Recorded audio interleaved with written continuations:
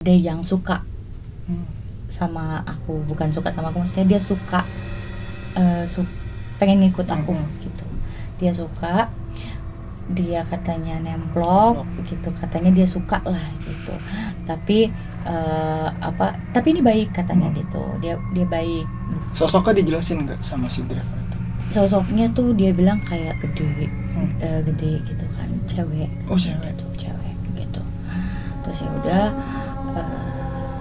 si produser aku juga katanya dia yang suka gitu, tapi dia dilindungin sama kakeknya katanya. Wah, sama deh. Iya, dilindungin sama kakeknya.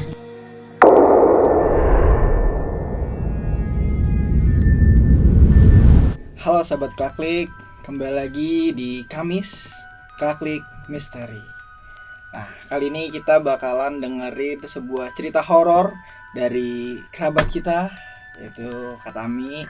Dia pernah memiliki cerita-cerita mistis dalam kedinasannya di dunia kerja. Jadi, mau tahu kayak gimana ceritanya? Langsung.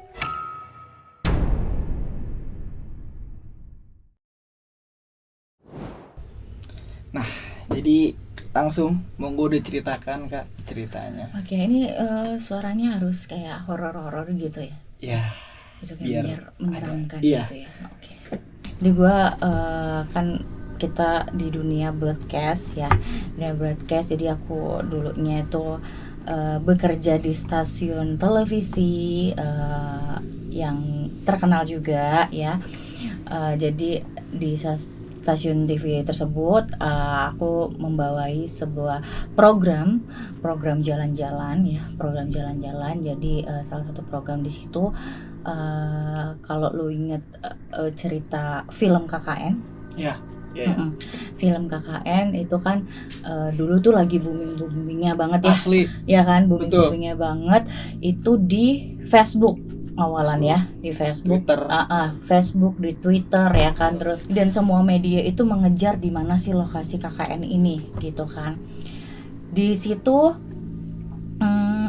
gue disuruh sama bos gue untuk jalan program itu. Sejujurnya aku lagi nggak megang program itu, aku lagi megang program yang lain, tapi tidak ada satupun produser maupun kreatif yang mau jalan ke lokasi tersebut atau mencari konten tersebut karena semua kayak mungkin ada pengalaman mistis beberapa program yang lain, atau pokoknya dia tidak mau bermain-main di dunia mistis, jadi tidak ada yang mau jalan ke program tersebut. Gue dikasih mandat kayak harus gue yang jalan gitu kan, bersama ada produser, salah satu produser juga. Jadi waktu itu aku masih menjabat sebagai senior kreatif sama salah satu produser yang memang produsernya itu alim. Kayaknya yang dipilih itu yang kayak nggak takut gitu ya sama setan ya, gitu kan. Dikira kayak kita tuh nggak takut, pikirnya gitu kan. Karena aku tipikalnya juga yang cuek-cuek aja gitu kan. Ya mau nggak mau karena udah mandat dan perintah, gue juga nggak bisa nolak gitu. Sejujurnya gue belum tahu tuh cerita itu KKN. Gue pernah dengar tapi gue nggak pernah meriset. Iya, belum pernah meriset. Si produser gue meriset, gue juga meriset, dan dia merinding dengar cerita yang Raditya Dika gitu. Jujur aku belum yang dengerin Raditya Dika karena gue nggak mau mengacaukan pikiran gue, nggak mau negatif gitu. Jadi gue cuman baca dari Facebook gitu. Aku baca dari Facebook dan gue nyari nih, gue nanya ke wartawan, gue nanya ini sampai kayak si wartawannya bilang tersesat, terus tiba-tiba disalahin jalannya, terus habis itu kayak nggak ketemu, kayak diputer-puterin segala macem gitu kan. Ya masih positive thinking lah ya gitu kan, masih ya gue coba dulu nih ya kan. Terus waktu disuruh survei gue bilang gue nggak mau survei sendiri, gue mau kita berdua nih, namanya gue cewek-cewek nih ceritanya. Oke lah, kita survei nih ke satu kota itu. Ini ceritanya yang film KKN ya. Kayaknya di film KKN juga disembunyikan ya, B titik gitu kan ya. Kita ke B titik itu ya. Ke B titik itu udah sebelumnya kita udah mencoba riset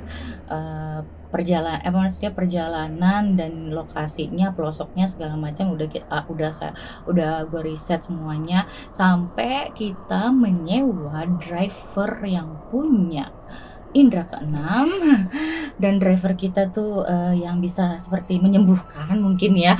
Jadi driver kita tuh emang sudah merangkap. Jadi emang dipesan untuk jalan ke sini nih ceritanya. Perjalanan mistis ini ya kan. Jalanlah kita ke pelosok itu kan, memang jalannya kurang bagus ya. Dan lu tahu, gua kan syuting itu sebelum tuh film keluar ya. Itu lu nonton nggak? Nonton. Ada yang awal dia mau ke desa. Iya. Jalannya persis cuy kayak gitu. Yang jembatan bukan? Iya, yang jalan ada jembatan sama ada yang pohon karan. Iya.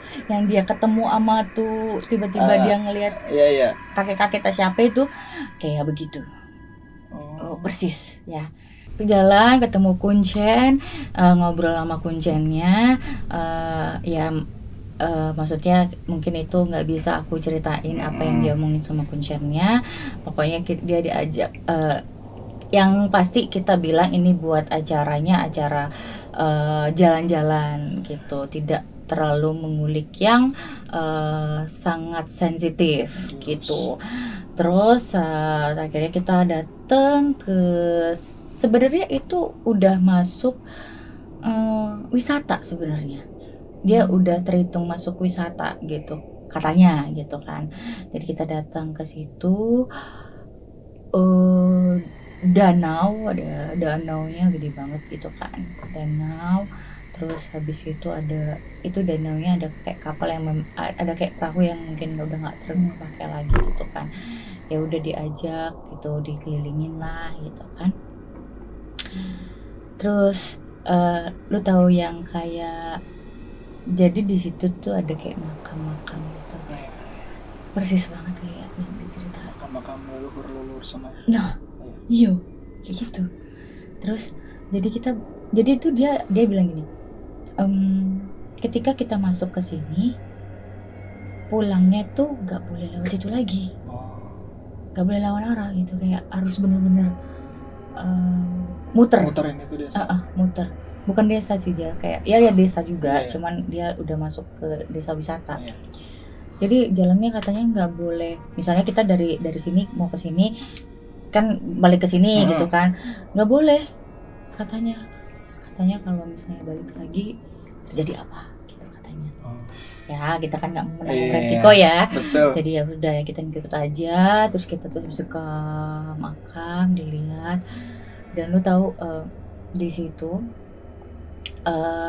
ceritanya, gue kan punya asma ya, tapi memang lagi nggak hamil.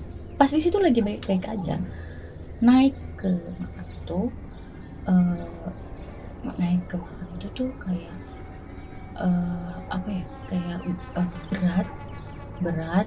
Terus gue tiba-tiba asma, padahal emang agak naiknya tuh gak seberapa. Maksudnya bukan naik yang jauh banget, cuma naik bukit dikit doang.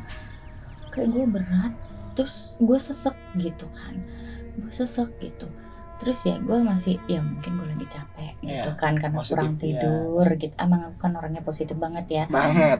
Jadi ya udah kurang tidur gitu. Udah sampai kita survei pulang kan. Pulang, terus habis itu udah mau sore di jalan nih, drivernya bilang, Mbak Tami tadi ngerasa berat nggak gitu. Tahu drivernya. Terus iya, maksudnya ya berat. Aku bilang gini, ya berat lah Pak, orang berat badan saya juga segini gitu kan. Positif tinggi kan. Ya berat lah Pak, namanya berat badan saya aja segini gitu kan. Enggak nih, serius gitu kan. Jadi tuh katanya ada yang suka sama aku, bukan suka sama aku, maksudnya dia suka pengen ikut aku gitu. Dia suka, dia katanya nemplok gitu, katanya dia suka lah gitu.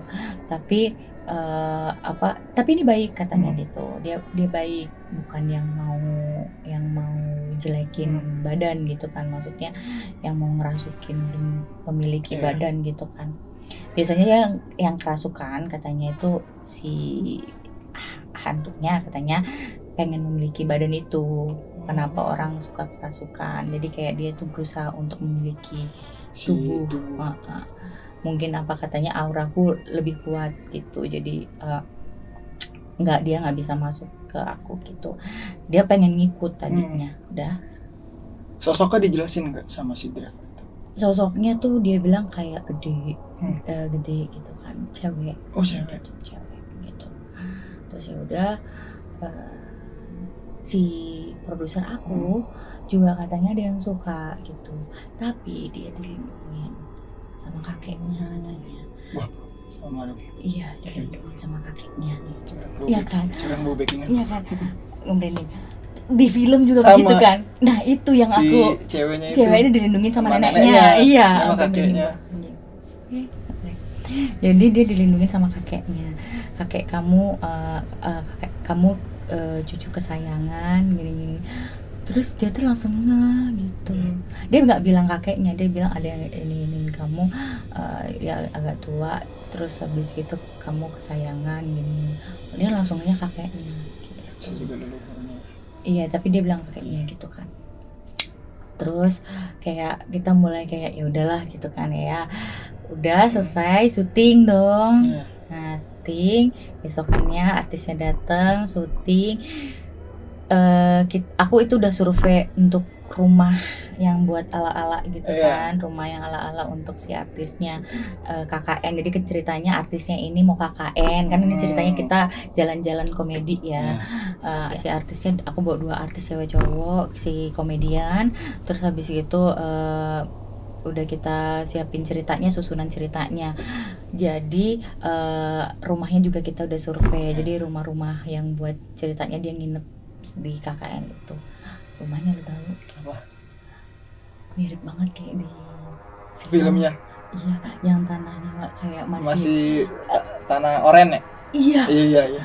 Itu sepersis itu, kayak aku langsung dejavu gitu kan, kayak ya ampun, itu cerita yang di film sama dengan yang gue buat ceritanya di sana tuh kayak mirip banget gitu kan.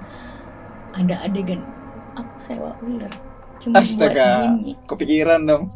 Ternyata di film juga ada. Nah itu aku nggak tahu kalau cerita aslinya ada ulernya gitu. Jadi aku taunya siluman ular dah gitu kan. Tapi emang ada ular. Iya. Jadi kita emang sewa ular gedong. Banyak tuh. Enggak, satu tapi yang gede. Yang meteran. Yang kayak kobra atau apa aja, pokoknya yang meteran gitu kan. Warna coklat. Kebetulan artis gua memang tekotek ya, takut gitu kan, biar buat gimmick sebenarnya. Itu di syuting di rumah itu kita semua udah berat lagi. Udah berat, kaki tuh rasanya udah kayak mau copot, udah bayangin di dalam rumah itu campersnya kayak, jadi kita syuting kan udah sampai mau ke habis maghrib. Ya? Campersnya nggak ada yang mau masuk di rumah itu. Bayangin campersnya nggak ada yang mau masuk, terus gimana ngambil gambarnya? Alasannya? Karena dia udah takut, kayak udah nggak enak perasaannya di dalam rumah itu gitu. Jadi kayak dia tuh udah nggak mau masuk, dia maunya dari luar pintu. Ini rumahnya nih, kan rumahnya kan kecil ya. Dia cuma mau di luar situ. Untuk ngambil gambar. Mau ngambil gambarnya, dia cuma wait. Kan kita butuhnya close. Jadi gue ngambil alih kamera sama aku bawa PA kan, ada PA. Jadi aku sama PA aku megang kamera, udah kita berdua ngambil close-nya di dalam itu. Karena semuanya itu udah kacau balau. Dan karena sudah ada peringatan, si drivernya tuh bilang kalau ini kita tuh kayak mau dikepung. Saking kayak kita tuh mainnya terlalu dalam atau gimana gitu katanya. Kita tuh udah bener dikepung, udah kayak disuruh cepet gitu kan, pacingnya disuruh cepet lagi nih gitu. Jadi tapi campersnya tuh udah bener-bener iya udah bukan gak takut, kayak nggak mau ngambil resiko iya. gitu, nggak mau ngambil resiko, jadi kayak udah pengen di luar aja gitu kan. Sementara gue butuh gambar ini Iya, gitu, mau nggak mau gitu. Jadi aku, produserku dan PA ku yang di dalam situ untuk ngebrief dan segala macam, kita ngambil gambarnya gitu pakai pakai dulu RX, kamera RX sama kamera GoPro gitu kan. Udah singkat cerita kita udah selesai syuting, kita balik pulang. Belum selesai nih, belum selesai kan, kita pikir udah pulang tuh udah selesai ya Berarti gitu ini kan. waktunya sudah malam. Apa Pulang di ke beberapa kan kita di sana 4 4 hari. hari? 4 hari pulang di hari kelima nih. Gue kan emang program tuh selalu luar kota. Gue selalu tinggalin kos itu lama, seminggu 2 minggu dan segala macam. Bahkan gue pernah ninggalin 2 minggu fine, gak ada apa-apa.